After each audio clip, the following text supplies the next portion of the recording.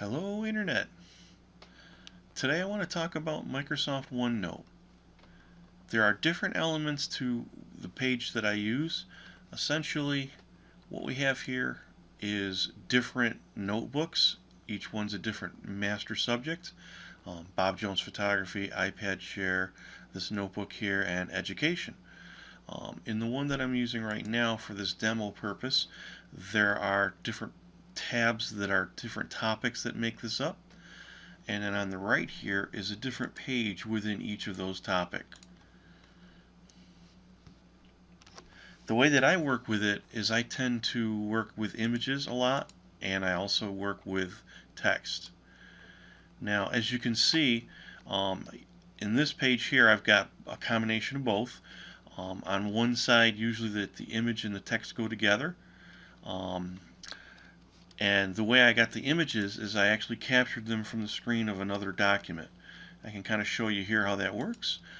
Right here we've got a blank screen, and I want to, wow, can't spell today.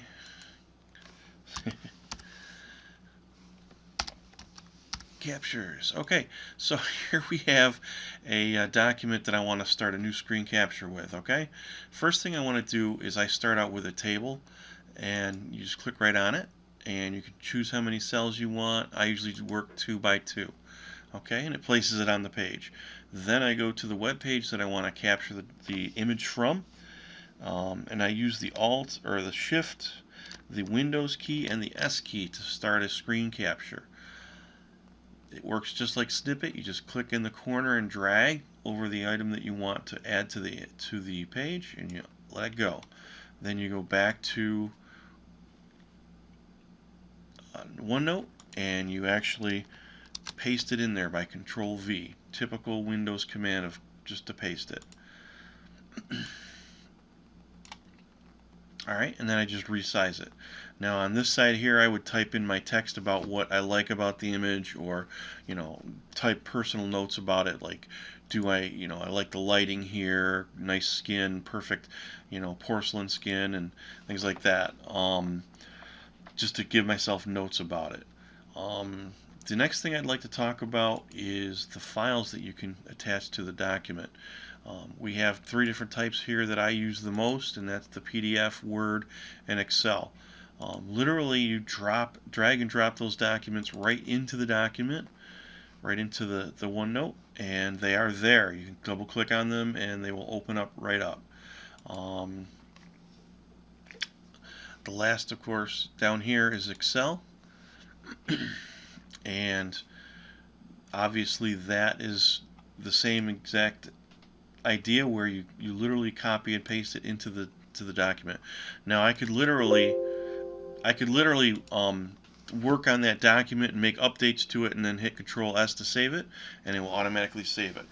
Let's talk for a minute about other devices. You can actually synchronize Microsoft OneNote with other devices like your iPad, your iPhone. I'm pretty sure Android's devices also has it. Anything that you can load Office 365 to will let you synchronize OneNote. One thing you want to be careful of is Excel. I haven't been too happy with the fact that the way that it does it. You save a document on your device, and it doesn't always save the changes. There's actually no option within there to actually do a file and save. So you want to be careful of that. Maybe save it as a table like I've got here, and then just copy it back in later on.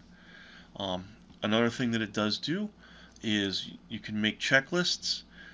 Literally check items off the checklists to do, honey-do lists. You can make a packing list like this, whatever you need to do.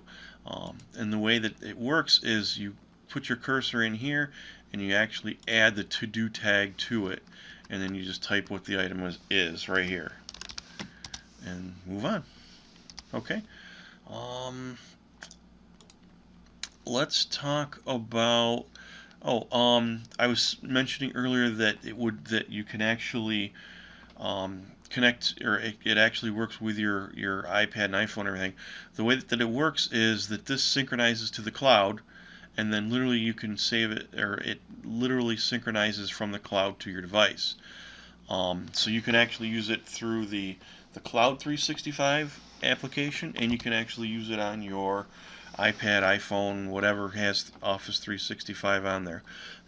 The one thing I want to go back to for a minute is the file types.